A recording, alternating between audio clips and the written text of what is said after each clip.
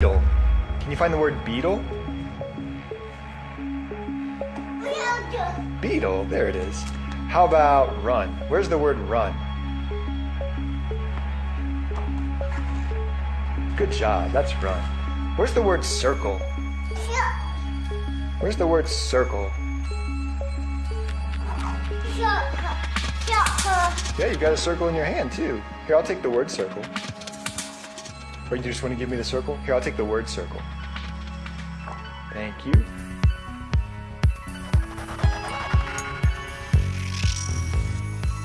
Bonsoir. Un bébé d'à peine quelques mois qui ne sait peut-être pas encore lire, mais qui arrive à reconnaître l'écriture, la forme des lettres et associer ce mot au mot prononcé par son père. Voilà qui est plutôt surprenant.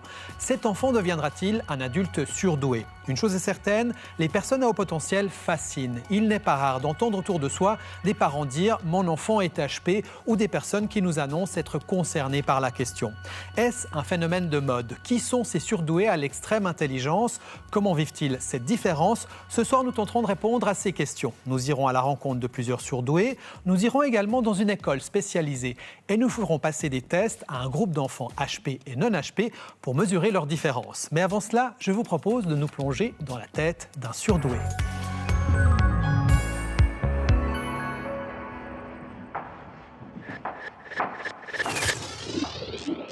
J'arrive à comprendre des choses sans qu'on me les explique. Il y a un problème.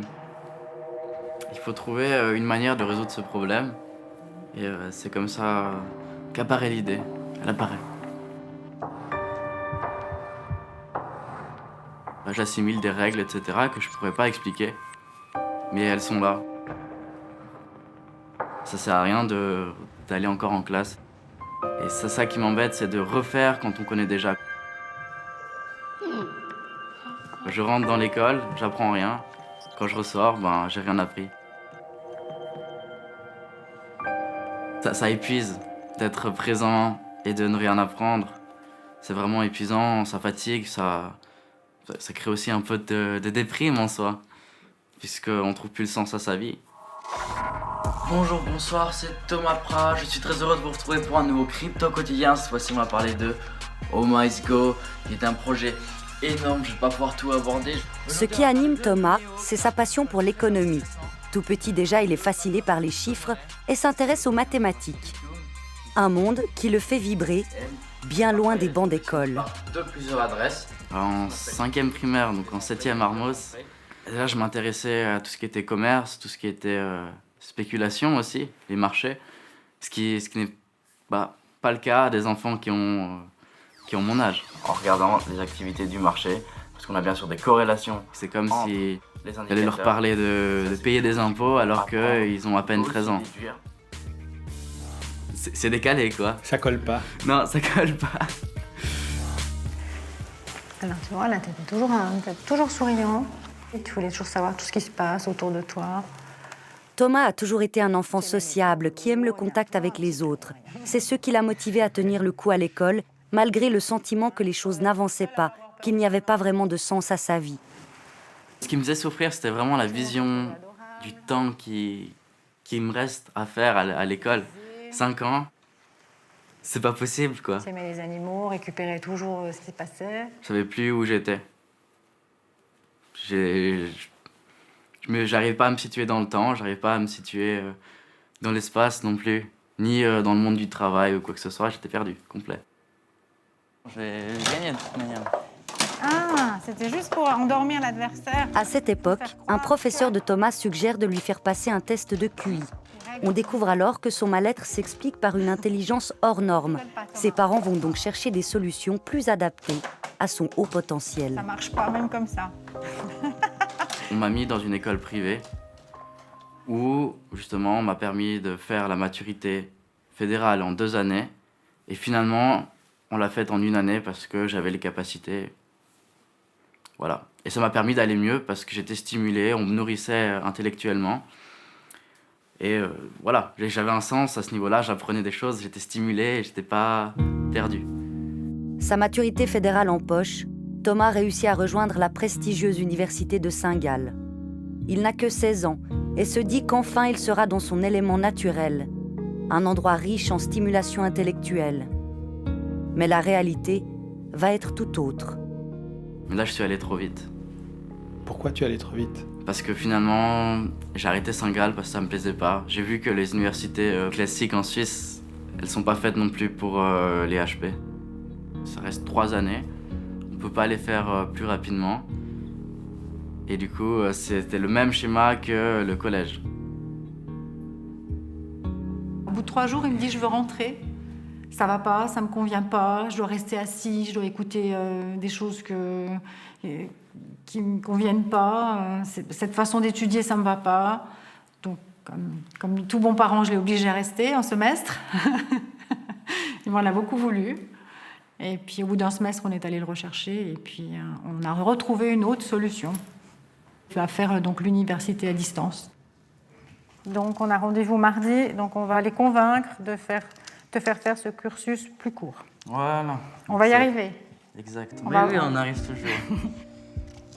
Vous avez 3 enfants. Est-ce que vous vous faites plus de soucis pour l'avenir de Thomas parce qu'il a cette particularité ou c'est la même chose que les autres enfants? Non, je me fais plus de soucis pour Thomas, effectivement, que pour les 2 autres qui suivent leur petit chemin de vie normal, entre guillemets. Hein. Il ne faut pas dire que ce n'est pas un chemin de vie normal pour Thomas, mais c'est un chemin qui va plus vite. Et donc, j'ai toujours l'impression que ça ne va pas suivre au niveau émotionnel. L'intellectuel, c'est une chose, mais au niveau émotionnel, ça ne suit pas toujours. Donc, oui, je me fais plus de soucis pour lui, qui trouve sa voie, c'est ça.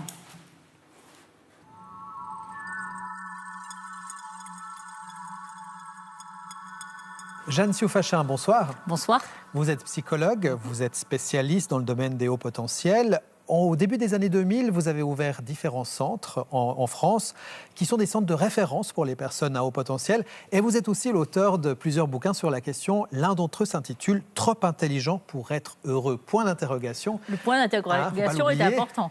Et donc, du coup, la première question que j'ai envie de vous poser, la maman de Thomas, qu'on vient d'entendre, est-ce qu'elle a raison de se faire du souci pour son enfant à haut potentiel par rapport à ses autres enfants ? Je pense que cette maman, effectivement, elle a une préoccupation par rapport à Thomas qui est légitime, puisque, comme on l'a vu, Thomas n'a pas un parcours linéaire.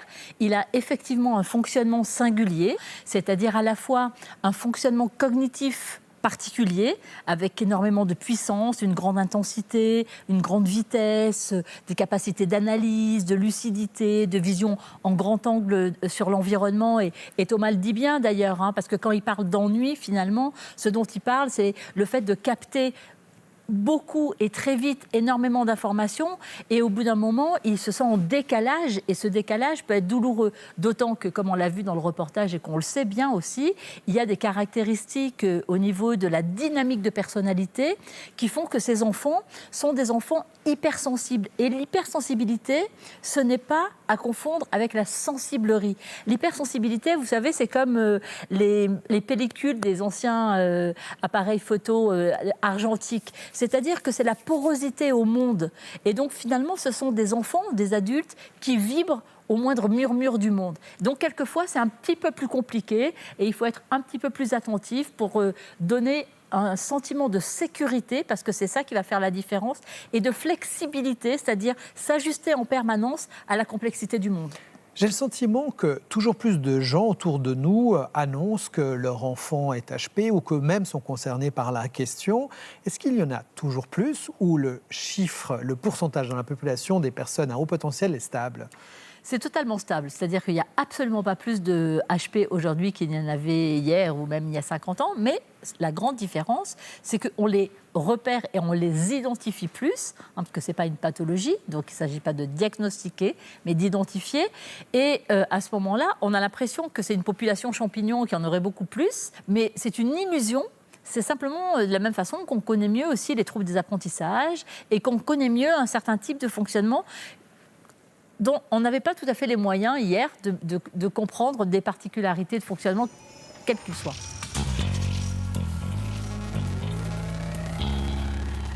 La méthode officielle pour déterminer si une personne est à haut potentiel, c'est le test de quotient intellectuel, plus couramment appelé test de QI. Il existe une version pour adultes et une autre pour les enfants. On en trouve des centaines sur Internet, mais ce sont des psychologues spécialisés qui font passer les tests certifiés.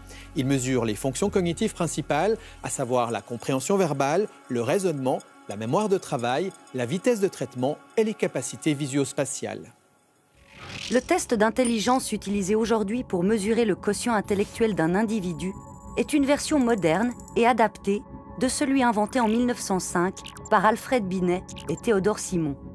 Ce test psychométrique de l'intelligence a été souhaité par le gouvernement français pour différencier les enfants souffrant d'insuffisance intellectuelle des enfants uniquement paresseux. Ce que les psychologues découvrent, c'est que le 95% de la population possède un QI situé entre 70 et 130 et que seuls 2,5% des individus sont en dessous, soit en déficience intellectuelle.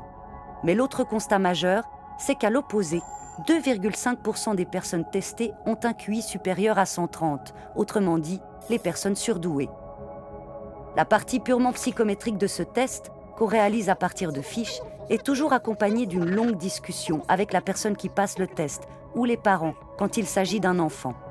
On va questionner les parents sur le développement de l'enfant, sa petite enfance, depuis le moment où il est dans le ventre de sa maman, ses premiers pas. On va demander aussi à quel âge il a appris à parler. Les enfants HP étant souvent en avance, voire très en avance par rapport au langage. À quel âge il a appris à lire, est-ce qu'il a appris seul? Après, on va aussi se questionner sur est-ce qu'il s'intéresse à beaucoup de choses, quel genre de questions il pose, est-ce qu'il lit beaucoup, s'il est déjà en âge d'avoir acquis la lecture. Voilà un peu son fonctionnement global par rapport à toutes ces compétences-là. Laurence Chapuis préconise de passer ce test lorsque des difficultés dans le quotidien de l'enfant apparaissent. Des difficultés principalement scolaires ou relationnelles, voire des difficultés d'éducation à la maison.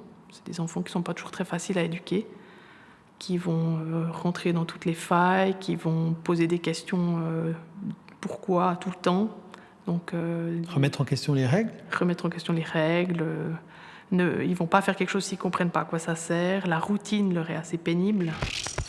Ne pas perdre son temps et ainsi exploiter au mieux un potentiel intellectuel qui ne demande qu'à s'exprimer. À en croire les spécialistes, les enfants surdoués raisonnent souvent plus rapidement, ils présentent une plus grande créativité et leur mémoire serait plus performante. Suivez-moi. On va aller s'amuser un petit peu cet après-midi. Ah, cool. Enfin, Pour tester ces affirmations, nous avons proposé à des enfants tout ce qu'il y a de plus classique, de répondre à quelques questions de culture générale. Pour nous assurer qu'aucun d'entre eux ne soit HP, nous leur avons fait passer au préalable un test de QI. Cet après-midi, donc, on va ensemble exécuter un petit rallye avec différents postes. Vous êtes assis sur le premier poste et à côté de moi, il y a Laurence, la psychologue qui nous aide à réaliser cette expérience aujourd'hui. Vous avez un stylo avec vous, allez-y. Qu'est-ce qu'une supernova? Je n'ai aucune idée. Je sais pas du tout. Qui est Zeus? Un dieu grec. Je suis pas sûre de ma réponse, mais il me semble que c'est le roi des mers.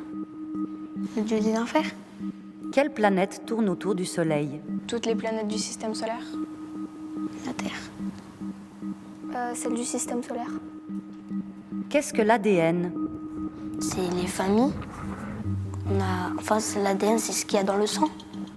C'est ce qui circule dans le corps. Ok, vous pouvez poser vos stylos pour ceux qui ne l'ont pas encore fait.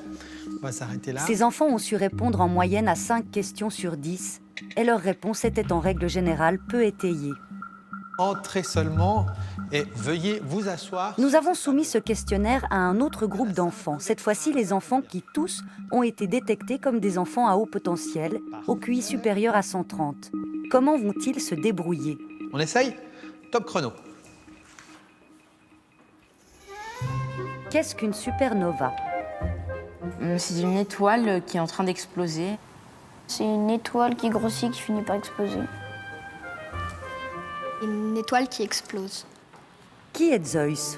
Zeus, pas Zeus, est pour beaucoup le dieu ultime dans la mythologie grecque.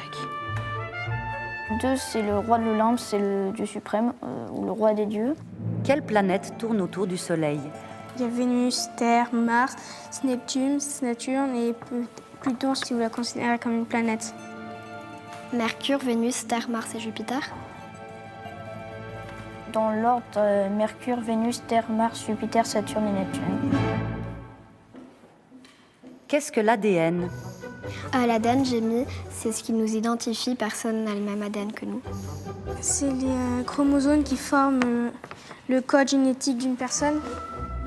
L'ADN est un code génétique contenu dans nos chromosomes qui permet à la police scientifique, par exemple, de pouvoir reconnaître une personne d'une autre si elle a été préenregistrée. On va s'arrêter là. Vous pouvez poser le style. Le groupe des petits HP, lui, a donné 8 bonnes réponses sur 10. Des réponses souvent détaillées. Aucun doute, leur niveau de culture générale est plus élevé que celui des autres enfants. Ces enfants HP ont des connaissances très très grandes dans des sujets assez variés. Ils sont certainement allés lire des magazines, aller chercher sur Internet. Ils se posent ces questions-là et ils ont besoin de réponses, donc ils vont les chercher. Et chez les enfants classiques, on a vu que c'était un petit peu plus compliqué de se poser ce genre de questions, qu'ils ont très vite dit « mais on n'a pas appris ça ». Ce qui est vrai, on leur a demandé des choses difficiles. Et effectivement, il y a beaucoup de je sais pas, dans ces questions un peu scientifiques et astronomiques. Alors, Electra, tu peux t'asseoir là-bas. Et leur mémoire serait-elle également plus efficace? Il y a devant toi des objets qui sont encore cachés. Je vais te les montrer pendant 20 secondes. Tu vas essayer d'en mémoriser un maximum. D'accord. D'accord ?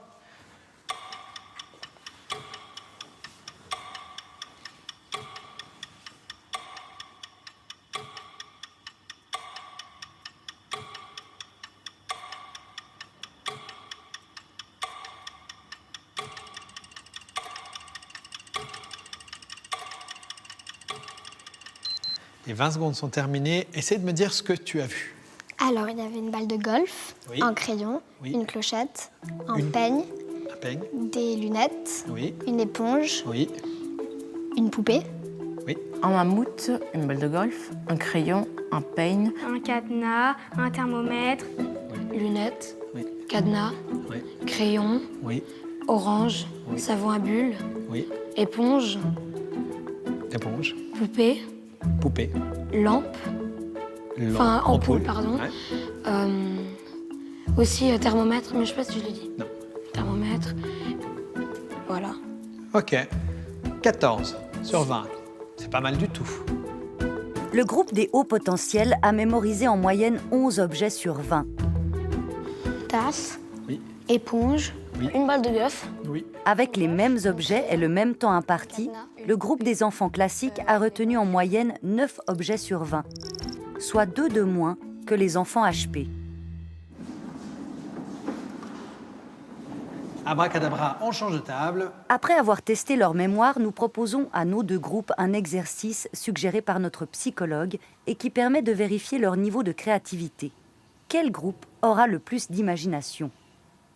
Je vais te donner une phrase très courte et tu vas me dire à quoi elle te fait penser. Tout ce qui te vient à l'esprit, d'accord ? Le bateau vogue. Ça me fait penser à un bateau qui navigue sur une mer. Sur une mer.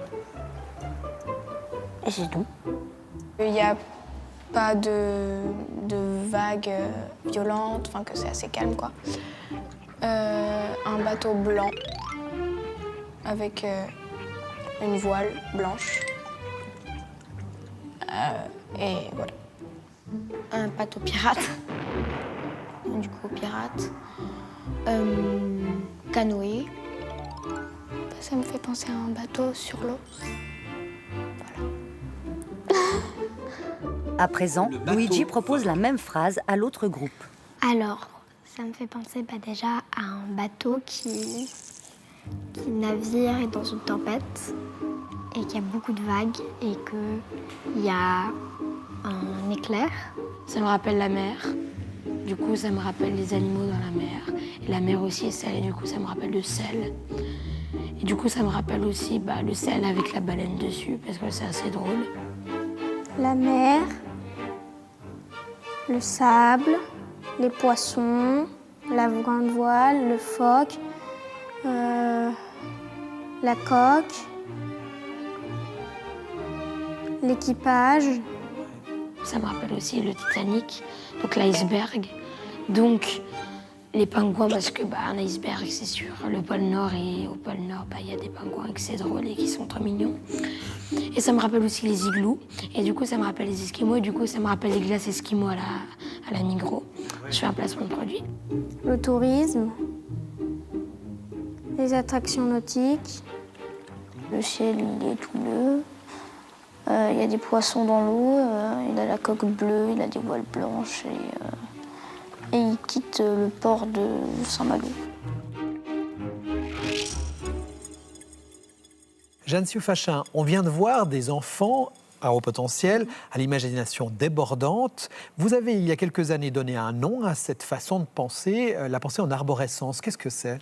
Ça veut dire, comme on l'a bien vu là, la capacité de ces enfants à faire des associations extrêmement rapides et qui très vite se déploient un petit peu à l'infini et qui effectivement est liée à la vitesse avec laquelle ils pensent et ils associent, mais aussi avec leur, comme on l'a vu, avec leur grande curiosité où ils absorbent en permanence des informations, même sans faire la démarche. C'est ça qui est assez particulier, c'est cette capacité à intégrer des informations sans forcément aller rechercher les informations. C'est une forme de curiosité très naturelle en réalité. Comme ça, et oui, et puis une curiosité finalement qui n'est pas sélective, une curiosité de tout, sur tout, tout le temps. Mais j'imagine que l'image de soi doit être assez fragile dans un parcours de vie où on est tout le temps confronté à l'autre qui ne fonctionne pas exactement comme soi. Oui, parce que le principe de la construction de l'image de soi, c'est dans le regard des autres qu'on construit sa propre image. Et lorsque le miroir, d'une certaine façon, est brouillé, parce qu'on ne se sent pas tout à fait pareil ou qu'on ne se retrouve pas dans le mode de fonctionnement des autres, on a l'impression que c'est soi-même qui est particulier, qui est différent. Les ados disent souvent, ils disent mais moi j'avais l'impression d'être fou, j'avais l'impression d'être débile. Et l'image de soi finit petit à petit par s'écorner, puis peut se détériorer, et puis peut effectivement déclencher des souffrances et des difficultés psychologiques plus sévères. Il arrive parfois que certains enfants développent des troubles qui sont associés au haut potentiel, dyslexie, dyspraxie, etc. Est-ce que c'est courant ? Alors, on n'a pas beaucoup de données scientifiques, mais on pourrait dire en clinique, en tout cas, qu'au moins 3 enfants sur 4, ou 2,5 sur 4, qui consultent, bien évidemment, qui consultent, c'est important de le dire, bien sûr, qui consultent, ont des difficultés, vous savez, ces fameux troubles des apprentissages associés, c'est-à-dire tout le club des 10, dyslexie, dyspraxie, dyscalculie, dysorthographie, etc. Bien évidemment aussi ce fameux trouble dont on parle aussi beaucoup aujourd'hui, le trouble déficitaire de l'attention avec ou sans hyperactivité. Et là, c'est très important d'avoir justement des psys spécialisés du champ pour bien faire des diagnostics différentiels. Parce que si être surdoué n'est pas une pathologie, lorsqu'il y a une pathologie associée, il faut bien justement faire la différence entre ce qui relève de la difficulté liée au trouble et ce qui relève de la particularité liée à la signature de fonctionnement du HP. Alors, il y a un de ces troubles qui est aussi très présent chez les enfants HP, c'est la difficulté à se concentrer, parce qu'on l'a vu, ils s'intéressent à tellement de choses que parfois il est compliqué de se concentrer. Nous avons réalisé une petite expérience assez drôle, vous allez le voir, je vous propose de la regarder. C'est marrant, ça dit donc. Pour cette expérience, nous avons demandé à nos jeunes HP de construire une simple boîte en papier. Le but de ce poste ici, c'est de réaliser de l'origami. Retournez la feuille qui est devant vous. Allez-y. Mais pour leur compliquer la tâche, nous avons disposé sur la table toutes sortes d'objets qui pourraient les distraire. Et avons poussé le vis jusqu'à placer la marche à suivre sur une feuille contenant d'autres infos qui pourraient aussi les détourner de leur mission. Comme t'as fait là, les trucs là. Est-ce qu'on est sûr qu'ils font bien 6 cm sur 6 ? Les enfants au potentiel se sont compliqués la vie, c'est-à-dire qu'ils ont d'abord découpé leurs feuilles pour qu'elles soient de 6 sur 6, alors que ça ne leur était pas forcément demandé spécifiquement. Ils ont utilisé des règles alors qu'ils n'en avaient pas besoin, ou utilisé des spinners et d'autres objets qu'ils avaient trouvés sur la table. Mais en plus, cette boîte, elle va servir à quoi concrètement ? À rien. Moi, je comprends pas, là, le... C'est parti. Ok, Ok, bon. Ah bah il faut... Moi je comprends pas la première. Ah, ok. Et puis finalement, ils ne sont pas arrivés à réaliser cette boîte dans le temps, en tout cas, qui leur était laissé. Pour les HP, c'est loupé. Concentrez-vous, allez-y. Les autres enfants arriveront-ils à construire la boîte en papier ? Contrairement à notre premier groupe, c'est dans un climat concentré et appliqué que les enfants non HP se lancent dans la réalisation de la boîte. Aucune distraction ne viendra les perturber. Résultat, Victoria termine très vite sa boîte. Les autres arriveront également au bout de leur bricolage. On peut le dire, les enfants classiques ont bien mieux réussi la tâche que leurs camarades à haut potentiel. Donc en fait, c'est pas forcément toujours un avantage d'avoir un cerveau qui fonctionne plus rapidement et plus efficacement que les autres. À certains moments, ça peut effectivement faire sortir l'enfant de l'objectif qui lui est demandé et le faire faire des choses qui ne sont pas nécessaires à ce moment-là, qui sont certes intéressantes pour lui, mais qui ne sont pas ce qu'on lui demande. Et ça arrive aussi à l'école. On sait que les enfants ne font pas forcément ce qui leur est demandé et s'occupent de toute autre chose, et que finalement, ce n'est pas forcément eux qu'on finit en premier parce qu'ils font toutes sortes d'autres activités en même temps. On peut dire qu'ils sont moins efficaces que les autres, là ? Par moments, ils sont moins efficaces que les autres, oui. Lorsqu'il s'agit de dresser un portrait type de l'enfant à haut potentiel, les chercheurs ne sont pas d'accord avec les cliniciens. Un chercheur en psychologie et mathématicien français, Nicolas Gauvrit, étudie la question des enfants surdoués depuis quelques années déjà. Ses recherches remettent en question la vision des psychologues qui, selon lui, auraient un regard biaisé sur ces enfants, notamment sur la question des troubles de l'apprentissage et de la personnalité, parfois associés au haut potentiel. Toutes ces idées liées aux troubles souvent viennent d'observations faites par des cliniciens, donc des gens qui voient des enfants qui viennent consulter. Et donc ces personnes ont accès à un échantillon d'enfants qui est biaisé, c'est-à-dire qui n'est pas représentatif de l'ensemble des enfants à haut potentiel. Et du coup, peut-être qu'effectivement, ceux qui vont consulter sont particulièrement sujets à divers troubles. Mais quand on regarde globalement, il faut évidemment, c'est des grandes études parce qu'il faut avoir de très grands échantillons pour que dans le tas, il y ait quand même suffisamment d'enfants à haut potentiel. Mais quand on regarde ces études-là, on s'aperçoit que les personnes à haut potentiel ont moins d'à peu près tous les troubles possibles et imaginables, sauf la manie, qui est une sorte d'excitation intellectuelle, parfois incontrôlable, parfois excessive. À part ce trouble-là, qui augmente avec le QI, tous les autres troubles sont moins présents chez les personnes à haut potentiel. À en croire les chercheurs, les troubles de l'apprentissage chez les enfants à haut potentiel ne seraient donc pas si fréquents. Du coup, qu'en est-il de l'échec scolaire ? Il y a eu un peu partout dans le monde des études sur des centaines de milliers d'enfants, et on retrouve toujours le même résultat, c'est-à-dire que plus le QI est élevé, en moyenne, plus les résultats scolaires sont hauts. Voilà, il y a à aucun moment, on aurait pu imaginer ça, que quand on regarde le long de l'axe du QI, au bout d'un certain temps, ça fait trop d'intelligence et que les résultats se mettent à baisser. C'est pas ce qu'on observe. Ça continue à augmenter tout le temps. Pour vous, il y a clairement une sorte de victimisation des personnes HP ? Depuis quelques décennies, dans le monde francophone, oui. En fait, c'est assez étrange parce qu'il y a peut-être des stéréotypes un peu contradictoires qui survivent en même temps. On a le stéréotype du surdoué qui est forcément un génie, qui est forcément brillant dans toutes les matières. Ça, c'est très excessif. Voilà, beaucoup ont simplement des résultats ordinaires à l'école. Certains, c'est rare, mais certains sont en échec scolaire. Donc on n'est pas forcément brillant dans toutes les matières quand on est au potentiel. Donc ça, c'est vraiment un stéréotype très exagéré. Mais à l'inverse, c'est développé le stéréotype contraire du haut potentiel qui serait probablement en échec scolaire, en difficulté, anxieux, isolé socialement, etc. Et ça aussi, c'est excessif et même ça va contre la tendance générale qu'on observe dans les études. Là où chercheurs et cliniciens s'accordent, c'est sur le fait qu'on a malgré tout affaire à des enfants différents des autres. Des différences liées à leur personnalité et à la structure de leur cerveau. Il y a effectivement des différences moyennes avérées sur certaines caractéristiques, comme la vitesse mentale, les personnes à haut potentiel sont plus rapides, comme la curiosité, et de manière générale tout ce que les psychologues appellent l'ouverture, et qui englobe la créativité et la curiosité, par exemple. Et puis même du point de vue biologique, on retrouve des différences. Par exemple, les personnes à haut potentiel ont un cerveau qui est mieux connecté. Pas différemment, c'est pas une structure différente, mais qui est mieux connecté.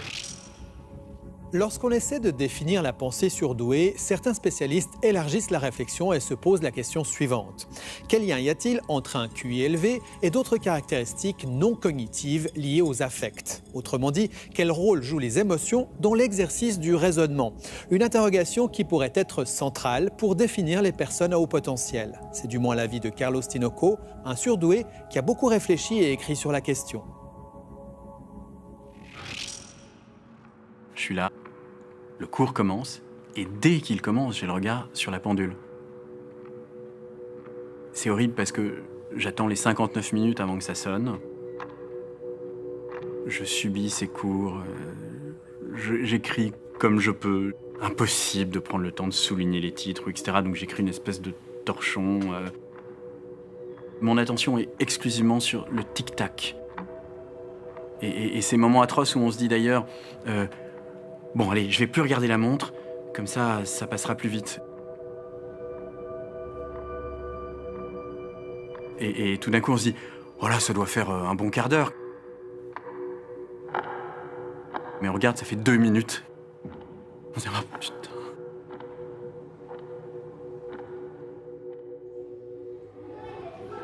Le petit surdoué qui s'ennuyait à l'école, aujourd'hui est devenu grand.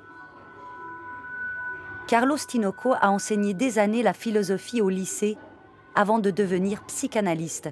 Son regard éclairé sur le monde scolaire vient casser quelques clichés sur les hauts potentiels à l'école.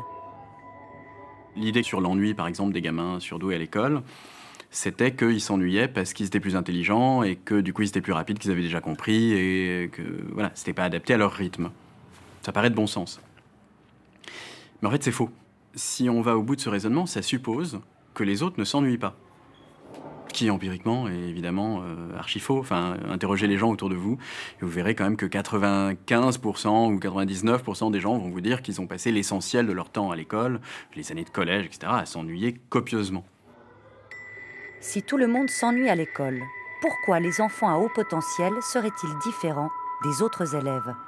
Je voyais bien que les autres s'ennuyaient, que le prof lui-même s'ennuyait en faisant son cours, la plupart du temps. Enfin, ça ronronne, les autres somnolent, mais il l'acceptait. Et moi, il fallait que je massacre mes gommes, il fallait que j'emmerde mes potes, il fallait que je provoque le prof, il fallait que quelque chose se passe. Enfin, c'était insupportable. J'avais sans doute, même si je le formulais pas exactement dans ces termes, mais j'avais une conscience trop aiguë, sans doute de la mort, du temps qui passe, enfin de la nécessité que les choses aient du sens à chaque minute, pour tolérer une espèce de temps figé, glacé. Accepter une situation qui semble dénuée de sens, que cela soit sur les bancs d'école ou ailleurs, c'est compliqué pour un surdoué. Cela pourrait sembler un caprice. Pour Carlos Tinoco, c'est au contraire le comportement qui définit le haut potentiel. Une définition qui dépasse donc les simples capacités intellectuelles. Une personne surdouée, une personne HP, c'est quelqu'un qui est plus intelligent que les autres? Non, d'abord non. Et je pense que tant qu'on le définit comme ça, tant qu'on le prend sous le prisme des tests de QI, on se condamne à ne pas comprendre grand-chose à l'écart dont on parle. Je vais donner une définition un peu qui tranche radicalement. Une personne surdouée, c'est la personne qui, dès l'enfance, ne peut pas ne pas voir que le monde est fou. Ah bon? Ouais. C'est-à-dire?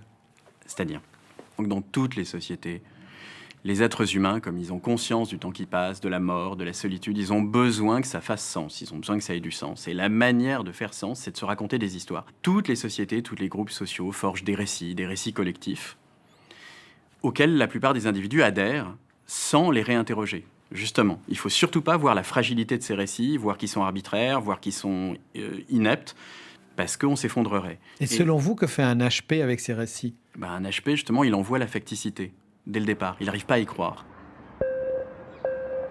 Ne pas croire au récit collectif et toujours avoir besoin de comprendre, quitte à remettre en question l'ordre établi, c'est exactement ce à quoi Carlos Tinoco a été confronté durant ses années d'enseignement. Ce qui me rassurait quand j'étais prof, c'est d'ouvrir justement des questions dont je savais que j'arriverais jamais à les résoudre, mais que c'était qu'en les ouvrant qu'on pouvait commencer à faire quelque chose qui ait du sens. Dire finalement, qu'est-ce que c'est que l'école? À quoi elle sert? Pourquoi on note? Pourquoi on fait cours de telle manière? Pourquoi des classes? Pourquoi... Voilà. Et sont les les mêmes questions finalement que tous les autres repoussent obstinément, parce que finalement, ce sont les questions qui risqueraient de leur montrer que ce sur quoi repose leur pratique est inepte. Donc c'est violent des deux côtés. C'est-à-dire que quand je les voyais ne jamais se poser ces questions, c'était suffocant pour moi. Je me disais, mais comment ils peuvent être profs sans se poser ces questions-là? Mais à l'inverse, quand moi je les soulevais, je leur faisais une très grande violence. Quand on se construit aussi radicalement à l'écart de ces récits collectifs, on n'arrivera pas à y croire, on n'arrivera pas à y adhérer. Donc ça, c'est la manière dont beaucoup de surdoués, finalement, à un prix énorme, font des concessions pour, etc., et en même temps se sentent toujours en défaut, ont l'impression de devoir renoncer à eux-mêmes. C'est mortifère. Une des questions les plus douloureuses qui est soulevée par les gens qui sont concernés par cette question, c'est bien la question de la solitude et de la difficulté qu'il y a à trouver des partenaires de jeu. En effet, j'ai commencé à avoir vraiment des groupes de potes avec lesquels jouer quand mes parents m'ont mis dans une structure où j'allais les mercredis et samedis après-midi et qui était destinée aux gamins qu'on appelait surdoués à l'époque. Et c'est là que j'ai découvert ce que ça pouvait être que jouer en bande. Jusque-là, alors que ça m'angoissait beaucoup parce que j'arrivais pas du tout à comprendre pourquoi, il y avait ce sentiment de malaise et qui, encore une fois, perdure toute une vie. Un sentiment de malaise dans des structures scolaires visiblement peu adaptées aux enfants à haut potentiel. Alors en quoi une école spécialisée peut-elle donc répondre aux attentes de ces enfants un peu différents? Pour le découvrir, nous nous sommes rendus dans l'une d'entre elles. Alors, qui me rappelle qu'est-ce qu'on avait fait la dernière fois? Alors Mia. On avait regardé un film sur les planètes, oui. Sur les solstices. Oui, on avait vu tout ça. Et Jake, tu voulais dire? En anglais.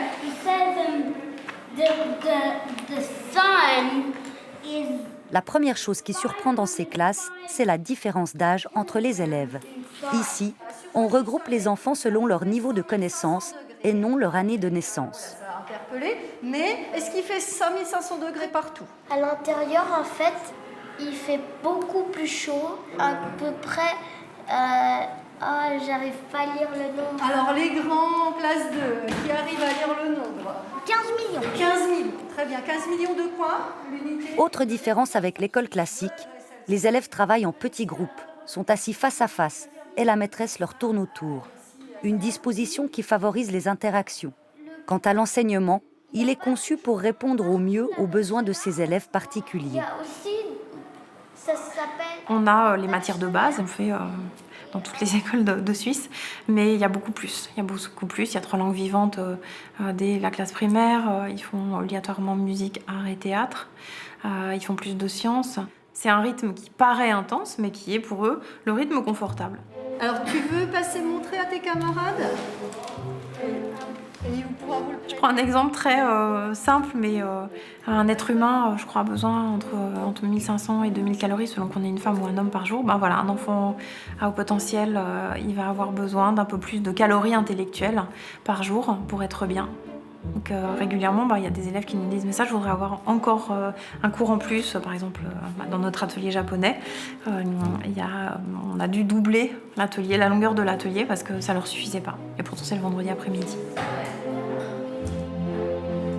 À l'école des surdoués, un élève déconcentré n'est pas forcément un élève dissipé. Suivre le cours tout en défiant les lois de la physique, une attitude tolérée par les enseignants bien conscients des besoins de ces enfants. Des enfants au profil et au parcours bien particuliers. De toute façon, quoi qu'il arrive, même si vous ne comprenez pas tout... Je dirais qu'il y a plusieurs cas de figure, mais peut-être le plus courant, c'est quand même l'enfant qui n'était pas bien dans l'école où il était avant. Donc soit parce qu'il n'était pas compris, c'est-à-dire on ne tenait pas compte de son haut potentiel, soit parce qu'il était brimé, harcelé, moqué. Oui, est-ce que vous vous rappelez un peu, pour le latin, c'était quoi la différence déjà avec le français, les phrases, le sens des phrases? Il faut quand même le dire, le haut potentiel, ça éveille des jalousies, ça éveille des incompréhensions. On va commencer à harceler l'enfant, lui dire « mais si tu es aussi intelligent, prouve-le. Pourquoi n'as-tu pas réussi à faire cet exercice? Pourquoi n'as-tu pas été capable de lire cette page ?» Donc on va faire la comparaison. Et moi, mon enfant, il n'est pas au potentiel, alors celui-là, il l'est. Qu'est-ce qui se passe? Pourquoi? Est-ce qu'il a quelque chose en plus? Donc il y a toutes ces craintes qui ressortent, qui font que parfois les enfants vraiment vivent des situations extrêmement difficiles. Je vais vous poser une question. Je vous avais posé la première fois qu'on avait fait du latin. J'avais demandé à quoi ça sert un peu de faire du latin. Pourquoi on fait du latin? Parce que si on apprend la langue latine et les bases latines, on peut comprendre à peu près toutes les bases des autres langues latines. Et aussi, si on veut faire un voyage dans le temps pour pouvoir dire bonjour à César. Ave. Oui, si ça existait, oui. C'est pour être plus intelligent. Des élèves très participatifs, parfois à fleur de peau, sensibles à l'authenticité de leurs enseignants. L'enfant a au potentiel de la sentir tout de suite si le professeur a vraiment envie d'enseigner, s'il a vraiment envie de transmettre son savoir et s'il a vraiment les connaissances. Et à côté de ça, personne n'est dans la science infuse et absolue. Et donc, il y a aussi justement la légitimité passe par le fait d'être honnête, c'est-à-dire à un moment de dire ça je ne sais pas, mais on va le regarder ensemble. Sur les abeilles, parce que ça fait déjà 2 ans que tu fais l'atelier. Oui, 3 ans. C'est la 3e année que tu fais l'atelier apiculture. Ouais, toi, vous êtes des vrais experts. Ouais. Il y a tout un travail sur cet équilibre entre l'intellect et l'émotionnel. Souvent, les gens qui sont HP vous disent « mais moi, je ne peux jamais m'arrêter de penser. Et parfois, j'aimerais bien qu'on débranche parce que j'en peux plus. » C'est parfois des pensées qui deviennent vraiment envahissantes. Et plus on va nourrir aussi l'intellect et plus l'émotionnel va être paisible, plus on va pouvoir, je dirais, rendre acceptable et harmonieuse cette quête de sens et que ça ne devienne pas obsessionnel. Ces élèves ont l'air de s'épanouir parmi leurs semblables, une chance pour eux. Quid des autres enfants HP qui n'ont pas l'opportunité d'intégrer ce type d'école? Ce sont des enfants à besoins éducatifs particuliers. L'école ordinaire n'est pas bien pour eux. Ceci dit, quand on regarde les données, on voit qu'ils s'en sortent très bien quand même. C'est-à-dire, ils pourraient faire beaucoup mieux que ce qu'ils font. On leur fait perdre du temps, parce que ce qu'ils font en 5 ans, ils pourraient le faire en 3 ans, par exemple. Mais en réalité, ils s'en sortent bien. En fait, il faut se demander peut-être quel est l'objectif de l'école. Si l'objectif de l'école, c'est d'amener tout le monde à un niveau minimal pour pouvoir survivre dans la société, dans ce cas, il n'y a rien à faire de particulier, ils s'en tirent très bien. Si l'objectif de l'école, et je pense qu'on est assez nombreux à être d'accord avec ça, c'est plutôt d'amener chacun à donner le meilleur de lui-même, dans ce cas, ce n'est pas du tout adapté au potentiel. Jeanne Siou-Fachin, on a vu tout à l'heure des élèves à haut potentiel dans une école où l'enseignement est cousu pour eux. J'aimerais qu'on s'arrête, si vous êtes d'accord, sur la question des jeunes filles HP. Il semble qu'elles sont moins détectées que les garçons. Comment c'est possible? Eh bien oui, c'est effectivement, et merci de mettre la lumière là-dessus, parce que les filles, d'une façon générale, ont de beaucoup plus grandes capacités d'adaptation que les garçons. Un garçon qui n'arrive pas tout à fait à s'ajuster, ces troubles vont être très rapidement plus bruyants et donc on va beaucoup plus rapidement le repérer et s'intéresser à ce qui se passe. Les filles, elles s'adaptent plus, mais aussi elles ont souvent cette volonté de répondre aux attentes des autres et elles vont énormément prendre sur elles et inhiber ce qu'elles sont pour pouvoir exactement correspondre à ce qu'elles pensent qu'il faut être pour être la jeune fille, la petite fille, puis la femme, parce qu'on va le voir aussi chez les femmes, qui correspond à ce que la société attend du fonctionnement de ces filles. Et vous me disiez aussi qu'elles, parfois, par rapport à un garçon, elles s'interdisent le succès carrément. Et que ça aussi, c'est quelque chose qui va cacher peut-être leur capacité supérieure. Oui, en tout cas, elles peuvent considérer que finalement, c'est pas très important et que si les garçons veulent se bagarrer pour être en tête de ceci ou de cela, c'est pas leur sujet. C'est pas leur sujet. Mais les filles qui... pour employer un terme de mon métier, qui décompensent à l'adolescence parce qu'elles ont accumulé comme ça. Les décompensations des filles, en particulier sur le mode des troubles alimentaires et des anorexies sévères ou sur le mode dépressif, c'est vraiment très difficile de les accompagner parce qu'elles ont tellement pris sur elles, elles se sont tellement construites comme ça qu'il y a une espèce même de carapace de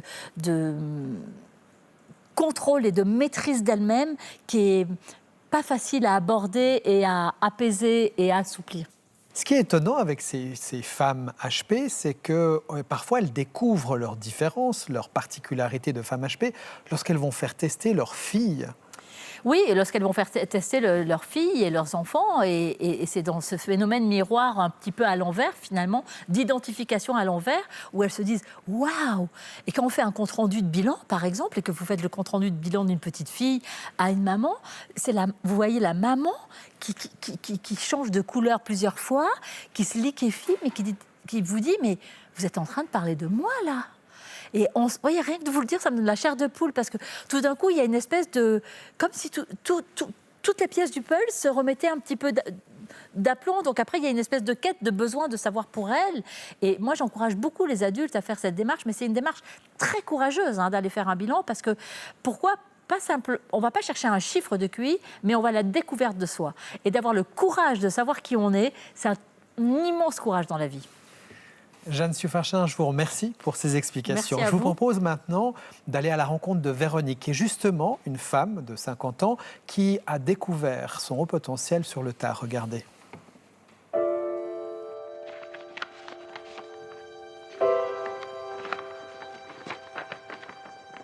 J'ai 8-9 ans et il y a un adulte qui est en train de lire, qui a reçu une lettre.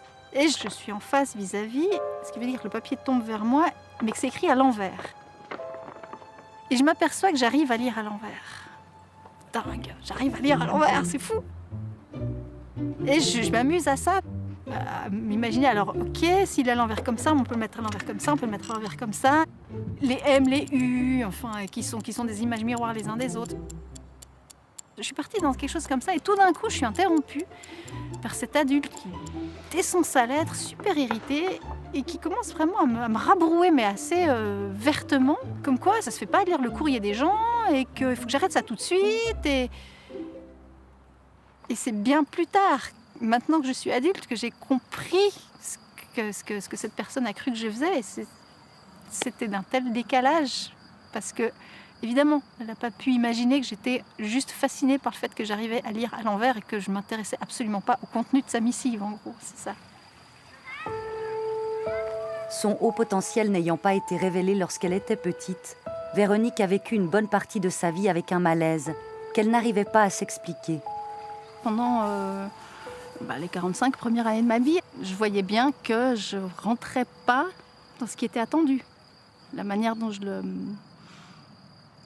formulais à l'époque où j'étais voir mon tout premier psy, c'est bon, voilà, je fais les études que j'avais envie de faire, j'ai 20 ans, je suis en bonne santé, ça devrait rouler. Et il y a ce sentiment d'être derrière une vitre en plexiglas, c'est qu'il y a une incommunicabilité, il y a quelque chose qui ne passe pas.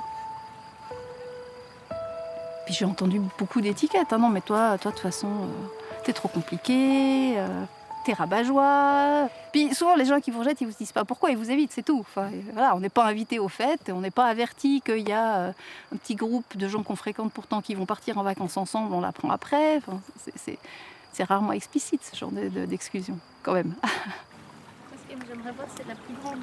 Vous l'avez vécu comme une sorte d'injustice, ce décalage? Ce que j'ai vécu comme une injustice, c'est ce rejet permanent. C'est douloureux, le rejet permanent. C'est difficile de se construire en ayant une estime de soi, une image de soi plus ou moins bonne, et puis d'avoir confiance dans la vie, dans les gens. C'est difficile, on va dire, de rester gaie, équilibrée, ouverte, avenante, quand on prend des baffes toute la journée. Juste là, il y en avait une. Le rejet et l'incompréhension des autres, Véronique l'a notamment vécu durant ses études, comme par exemple le jour où elle participe avec un groupe d'étudiants à un concours dans son école. Ah ouais, elle vit dans l'eau. Non, pas dans Le prof nous annonce que c'est notre projet qui a été retenu. Et en fait, ça m'est passé un peu au-dessus, l'importance que c'était censé avoir, et j'ai juste répondu « Ah ouais, cool !» Et là, je me suis pris en pleine figure, il était assez exaspéré en fait. En tout cas, il y avait quelque chose que encore maintenant, j'arrive plus trop à décoder, mais il me répond « Ouais, vous avez de toute façon tellement l'habitude d'être la meilleure que ça vous indiffère complètement. » Et ça a été tellement brutal en fait. Parce que tout d'un coup, j'ai pris la mesure du malentendu, de la méprise à mon sujet. Comment eux me voyaient, c'était tellement pas moi, mais c'est la seule manière qu'ils avaient de m'envisager. Je dérangeais parce que forcément, si je réussissais, c'est que je devais me la péter et me croire. Non, je pensais juste que je bossais plus dur. C'est tout. Ouais.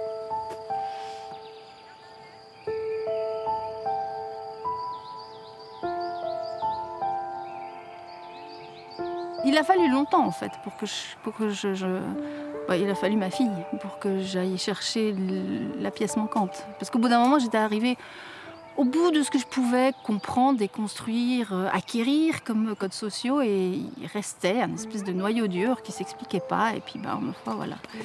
Il fallait vivre avec, quoi. C'est lorsque sa fille est identifiée comme étant une enfant à haut potentiel que Véronique envisage sérieusement l'idée qu'elle aussi est concernée par la question. Elle décide alors de passer le test. C'était quelque chose de me le voir comme un cadeau que je me faisais à moi-même, d'en avoir le cœur net et d'aller explorer ce sujet qui était quand même souffrant.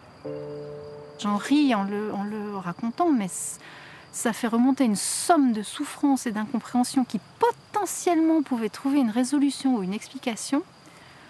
Et du coup, c'est là que ça a commencé à devenir vraiment difficile, encore plus qu'avant, parce que du coup, il y avait un enjeu énorme. Et puis, le jour de la restitution vient, et elle me dit qu'effectivement, je le suis. Et là, c'est comme si une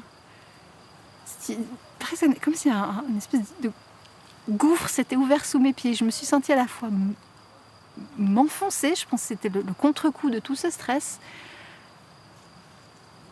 et c'est une épreuve très dissociée. Au final, c'était un tel choc. Il y avait eu tellement d'enjeux. Ça voulait dire tellement de choses. Il y avait tellement d'historique derrière que ce moment de confirmation, de découvrir que oui, il y avait une raison à toutes ces souffrances, il y avait une raison à tout ce décalage, que mon histoire de plaque de plexiglas dont je vous ai parlé, cette sensation d'être décalée, c'est pas parce que j'étais schizophrène, c'est pas parce que j'étais autiste, c'est pas parce que j'étais tarée, parce que ça je l'ai entendu souvent. Ok, c'est juste un décalage. C'est juste un décalage cognitif. Et c'est pour ça. C'est pour ça. C'est comme si on me redonnait les clés de moi-même.